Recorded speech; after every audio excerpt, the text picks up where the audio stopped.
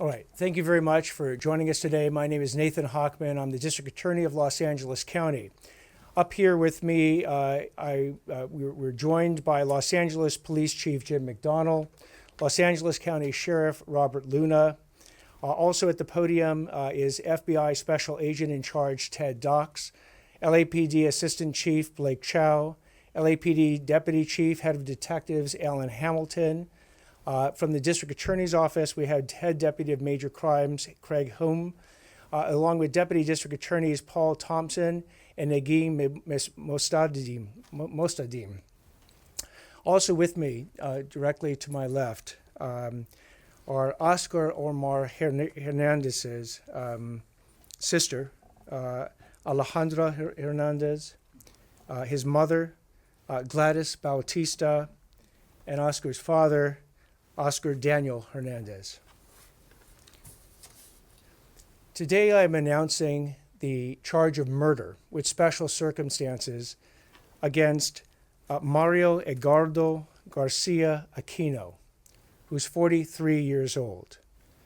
Mr. Garcia-Aquino murdered 13-year-old Oscar Omar Hernandez on March 28, 2025. And when I say that charges have been brought, I want to make it clear that charges themselves are not evidence, that a defendant is presumed innocent until and unless proven guilty in a court of law. The charges allege that Mario Edgardo Garcia-Aquino, on that date of March 28, 2025, murdered Omar Hernandez in Lancaster. Mr. Garcia-Aquino was his soccer coach. And on that day, Omar Hernandez went up to Lancaster to see Mr. Garcia-Aquino. 2 days later, he was reported missing. And on April 2nd, 2025, last week, his body was found in Oxnard off a road near Leo Carrillo State Beach. We have also announcing the charges, again, separate charges, against Mr. Garcia-Aquino from a February 22nd, 2024 felony of assault with intent to commit a lewd act against a different individual, a 16-year-old young man in Palmdale. Mr. Garcia-Aquino faces at least life without the possibility of parole on the murder charge and 6 years in prison with respect to the felony count of assault with intent to commit a lewd act. These cases are tragic, and the Hernandez family, you have our deepest sympathy for a loss that words cannot even begin to describe. Our role, though, is to bring justice to this family and to hold the person responsible for these brutal, heinous, unspeakable, unthinkable acts, hold them accountable, and prosecute and punish them to the full extent of the law. Now, as part of this investigation, we are asking that if there are any potential victims of Mr. Garcia-Aquino, and they're out there, that we have put his picture out with our press release. And we are asking anyone with information or any victims to come forward to the Los Angeles Police Department's Juvenile Division Abused Child Unit, and they can call 818-374-5415 or the Los Angeles County Sheriff's Department Special Victims Bureau at 877-710-5273. And if anyone wants to come forward anonymously, they can come forward by phone to the Los Angeles Regional Crime Stoppers Hotline at 800-222-8477. I'd like to now introduce Los Angeles County Sheriff Robert Luna to say some words. Thank you, Mr. Hochman, and good afternoon to everybody. Being up here, presenting this information is never easy, but on behalf of the men and women of the Los Angeles County Sheriff's Department, very sorry for your loss. Lo sentimos mucho de todo lo que pasó. I'm here today specifically seeking additional victims on a child sexual abuse case involving 43-year-old Mario Garcia-Aquino from the Palmdale area. Garcia-Aquino was a youth travel soccer coach with the Hurricane Valley Boys Soccer Club in the Sylmar area, working with different age divisions. He had no reported criminal history. In February of 2024, Garcia-Aquino befriended a Sylmar family who allowed their juvenile son to stay with him at his residence in Palmdale. The family subsequently filed a criminal report with the Palmdale Sheriff's Station, alleging sexual abuse of their child. This case was assigned to the Los Angeles County Sheriff's Department Special Victims Bureau North Team, who is tasked with investigating both physical and sexual abuse of children, including adult felonious sexual assaults. During the investigation, and while working with the Los Angeles County District Attorney's office from the Antelope Valley Courthouse, detectives learned that there was another unrelated child sexual abuse case being handled by the Los Angeles Police Department's Foothill Division involving Garcia-Aquino. On April 2nd, 2025, the new information from both the Sheriff's Department and the Police Department cases, the District Attorney's Office filed one felony count of assault with intent to commit a sexual offense on Mario Garcia-Aquino.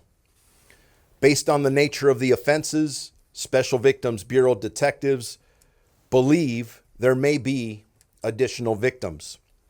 Anyone with information regarding this case or who believes that they may have been a victim is urged to contact the Los Angeles County Sheriff's Department Special Victims Bureau at 877-710-5273, or you can contact any of your local sheriff stations. I just want to make an additional comment to that because we're really urging anybody in the public, once you see the photos of this individual, that if you may have been a victim, please come forward. I know it's not easy. I know it could be either embarrassing, you don't want to tell somebody, but it's very important that we bring justice not only to the family here to my left, but any families that may have been victimized by this. And I want to add an additional comment that if for some reason anybody fears coming forward, even as a youth or a family, because you may be here undocumented, we're not going to ask about that. Please, you need to come forward. We will assist you, whether it's our department, the Los Angeles Police Department, the LA County District Attorney's Office. Any of us are going to wrap our arms around you and make sure that you get the appropriate services, we guide you the right way, and we protect you as well. Thank you very much. Now I'd like to call up Los Angeles Police Department Chief Jim McDonald. Thank you very much, and good afternoon, and thank you for your continued attention and coverage on this deeply tragic case. Before I begin, I want to just take a moment to acknowledge the profound loss endured by the family of Oscar Omar Hernandez. On behalf of the Los Angeles Police Department, I extend our deepest condolences. And while no words can lessen their grief, please know that we're fully committed to pursuing justice for their son. I would also like to extend my appreciation to our partners whose combined efforts led to today's charges. Thank you to the District Attorney, the FBI, Los Angeles County Sheriff's Department, the Ventura County Sheriff's Department, and the Ventura County Coroner for the help that they provided. I also want to particularly thank LAPD's Robbery Homicide Division and LAPD's Major Crimes Division for the time, patience, and expertise that they dedicated to this case. While we all hoped for a different outcome, their hard work has helped ensure that this dangerous individual is no longer a threat to the public. When this was a missing persons case that RHD picked up and put everything they had into it, brought in major crimes, and the resources with all of our partners here left no stone unturned. And so I'm thankful for the collaboration that we see here and the ability we have to be able to mobilize on a case like this that is so tragic, and to be able to get some level of closure. And as Sheriff Luna mentioned, I share the same sentiments. If anybody is a victim out there, please come forward. There are no obstacles, and we will treat it as sensitively as it needs to be treated, but justice should be served in this. So I won't go into the details of the case. That's already been talked over here, but any questions you have, I'll kick it back to the district attorney. Thank you all. So we will now take, myself, Sheriff Luna, and Chief McDonald will now take questions. After we're done taking questions, Maria Ramirez, where are you? Over there. For the Spanish media, Maria Ramirez will then give a brief overview of what we've been doing and then takes questions in Spanish as well. District Attorney, before we begin, will the family say anything? Not at this press conference. Luz Delia Caballero with CBS KCAL. Question for Sheriff Luna or yourself. Specifically for that assault charge back in February of 2024, did it happen in February of 2024, or was it initially reported in February of 2024? The date at which it happened, as the charges reflect, is February 22nd, 2024. And that's in Palmdale. What can you tell us about the circumstances surrounding the arrest? Was there cooperation? Where did it happen? The arrest, again, with respect to how the individual was arrested so quickly, in some respects, after the March 28th murder, those investigative techniques will be discussed in the appropriate court when we present the additional evidence that shows that Mr. Garcia-Aquino committed this murder, as well as the additional acts of which he's That been is home, charged. though, District Attorney. Where was he arrested? Where was he taken into custody? I believe it, and I'll check if I might with Chief Hamilton. Good afternoon, Alan Hamilton, Chief of Detectives, LAPD. He was taken into custody in the city of Los Angeles, and he was then subsequently transferred to the custody of the Sheriff's Department. Was he at work, Alan? He was not at work.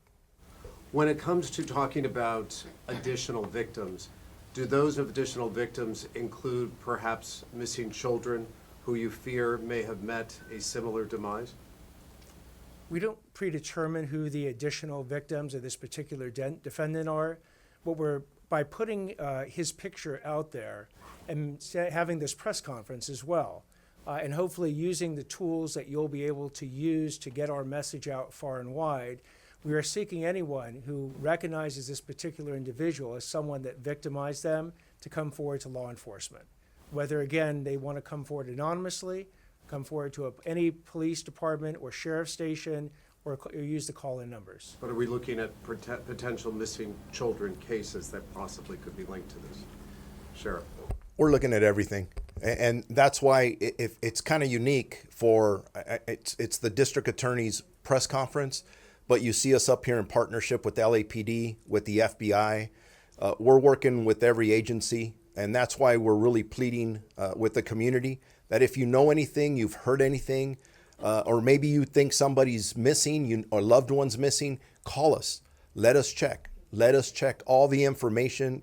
You have the most amazing detectives from all of our agencies that are capable, very capable, and they'll all be working on it. I'm just trying to interpret this, Sheriff. Is it that you're confident there are additional victims, or you fear there are additional victims, or both? I would say both at this time. There's always a fear that there's more victims, and we want to make sure that we account for everybody that's out there. Hoffman, he was arrested on that earlier sexual assault case, but he wasn't charged. Can you speak to that, to the difficulty of it? And also, we're talking about the most vulnerable citizens, children who cannot protect themselves. Where is the system failing that this child was not protected? So he was arrested. When he was arrested, it was actually on the February 2024 charge, because that was the first charge that was brought forward. Today, he was actually charged with the murder charge for March 28th.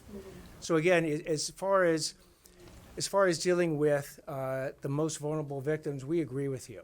Part of the reason for this press conference is to get the message out to the victims and even their families that if they have been victimized by this particular individual, Mr. Garcia-Aquino, to come forward in order to bring justice to not just the Hernandez family, but to every family that has been victimized by this individual. But if he had been arrested on that earlier alleged offense, he wouldn't have been on the streets, and he certainly would not be working as a coach. In order to develop the evidence for any particular offense, as we will be providing in court, it doesn't happen overnight. So even though that original offense occurred back in February of 2024, that started approximately within weeks of that particular investigation, but you have to actually go through all the different parts of an investigation before you ever get to an arrest warrant. You know, we want, in every single case, we want justice to be as speedy as possible, but we got to get it right. And we have to make sure that at the time we end up charging someone, we have the evidence to prove it. So when we filed and got the arrest warrant on the earlier case, he was actually arrested, and unfortunately, he had committed this case as well. District Attorney, you said murder with special circumstances, so you've opened up the avenue for the death penalty to pursue that? So yes, the death penalty is eligible. He is eligible under a murder with special circumstances charge for either life without the possibility of parole or the death penalty. We have recently instituted a new death penalty policy in which we will be evaluating whether or not the death penalty is appropriate for this particular case. Can you talk about Oscar's death? How was he killed? We haven't heard from the coroner's office. I think I can speak to that. We haven't heard from the coroner's office. At the point at which that information becomes public, we will certainly share it with the public. But we don't have the actual details of how he was killed at this exact moment, nor do we have all the reports that will come in when the coroner produces his or her reports. Are you able to offer more details as to how you found the body? Not at this time. The certain investigative techniques were used to both find the body and find the murder of Omar Hernandez within days. Those investigative techniques and the evidence that came from them will be shared in court at the appropriate time. The suspect and the victim, both minorities. Does that make your job more difficult because certain people can sort of exist in the shadows? Can you speak to that? Sheriff, do you want to speak to that one? This is specifically why I mentioned the fact that if somebody is afraid to come forward because they're afraid of what may happen to them because they may be undocumented, that needs to go away. Here, no matter what your documentation status is, we have a young man that was killed, murdered. That matters. And it should matter to everyone else out there. And that's why we're urging the public, whether we fear of it or we think there's other victims, whatever the circumstances may be, whether you speak the language or you don't, I don't care where you come from, please come forward, let us know right away. But you do ask a good question because people are afraid. And that's why we're out here, we're embracing this and saying, please come forward. We will assist you. We will bring people forward that speak the language, the right services, so we embrace it. Thank you very much. All right, thank you very much. Now, Maria Ramirez, we'll all excuse ourselves this way. And then Maria Ramirez, if you want to Do we have a court appearance, District Attorney? I'm sorry? Do we have a court appearance? Tomorrow in Department 30 should be the arraignment. Time? You know? Unclear as to when. It'll either be a morning calendar or an afternoon calendar. Thank you.